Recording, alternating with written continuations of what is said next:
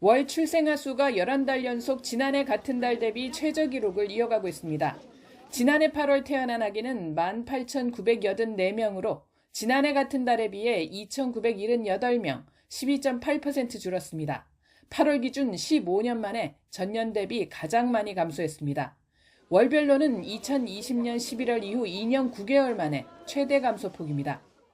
기저 효과가 약간 좀 작용된 부분도 좀 없지 않아 있는 것 같고요. 코로나 때 혼인 건수가 계속 감소됐던 게 지금 출산으로 계속 이어지고 있는 것으로 저희는 보고 있습니다. 고령화 추세의 사망자 수는 8월 기준 역대 최대인 35,540명으로 집계됐습니다. 사망자가 출생아보다 많아 인구는 3년 10개월째 자연 감소했습니다. 올해 들어 가장 많은 11,556명이 자연 감소했습니다. 코로나 사태가 끝나면서 지난 5월과 6월 증가세를 보였던 혼인도 2달 연속 감소세를 이어갔습니다. 지난 8월 혼인은 14,600여 건으로 1년 전보다 7% 줄었습니다.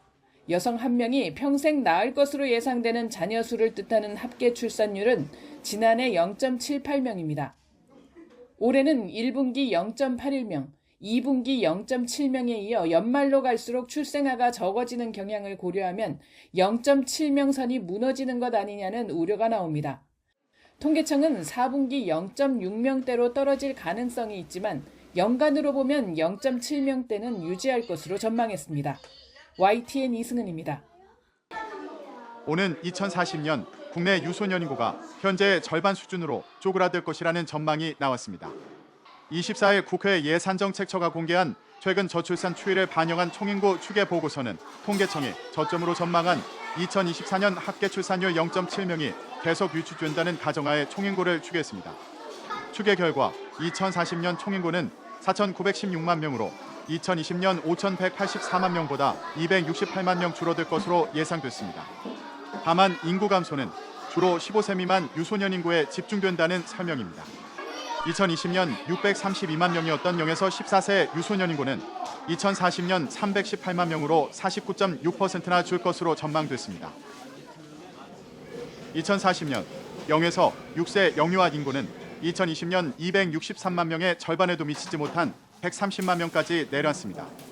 이는 통계청 추계와 비교하면 각각 125만 명, 86만 명 더 적은 수치입니다. 이번 분석이 출산율이 오르지 않는 상황을 가정한 것은 저출산 고착화로 통계청이 예상한 합계 출산율 저점 시기가 매번 늦춰진 현실과 관련이 있습니다. 통계청은 2016년 추계 당시 합계 출산율이 당해 1.18명까지 내려간 뒤 이듬해 반등할 것으로 예상했지만 출산율은 오르지 못했습니다.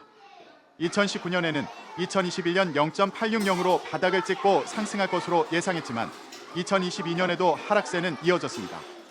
통계청이 2021년에 상한 합계 출산율 저점 시기는 0.7명인 2024년입니다.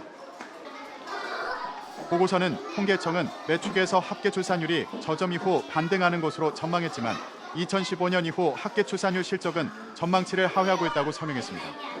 최근 사회적 여건을 고려하면 합계 출산율이 단기간 내 반등할지는 의문이라며 출산율 하락이 단기간 내 그치지 않는 상황을 반영하는 총인구 추계가 필요하다고 강조했습니다. 한국의 1인당 출산율은 0.86명이죠. 올해 노벨 경제학상을 수상한 클로디아 골딘 미국 하버드대 교수가 현지 시간 9일 열린 노벨상 수상 기념 기자회견에서 한국의 저출산 문제에 대한 기자들의 질문에 이같이 답했습니다. 골딘 교수는 저출산의 원인을 한국 사회의 급격한 변화 때문이라고 분석했습니다. 그는 우리는 역사에 둘러싸여 있고 이에 경제와 사회의 변화가 빠를수록 전통과의 충돌은 더욱 많아진다며 20세기 후반 한국만큼 빠른 경제 변화를 겪은 나라도 드물 것이라고 말했습니다. 이어 미국은 훨씬 더 오랜 기간에 걸쳐 이 같은 변화를 겪으면서 이전 세대가 신규 세대가 가져온 변화에 적응할 수 있었지만 한국과 일본의 경우 이렇게 적응할 수 있는 여력이 적었다고 덧붙였습니다.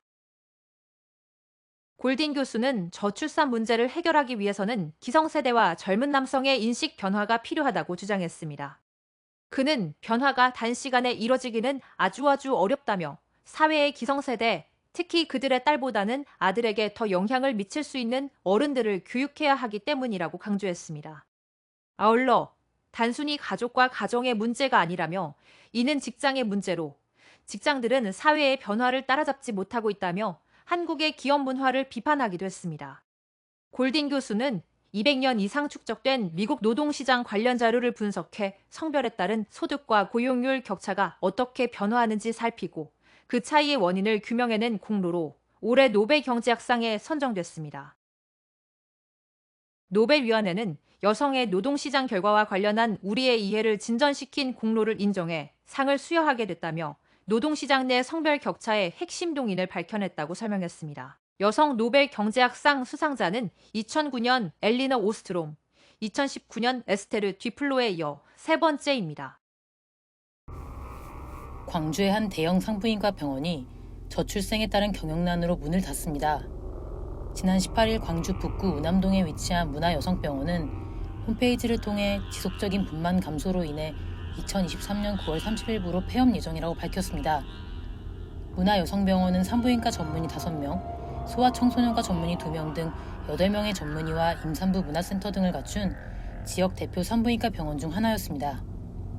병원 관계자는 중앙일보와의 인터뷰에서 분만이 지속적으로 줄어 24시간 3교대로 투입되는 인건비도 충당할 수 없다고 토로했습니다.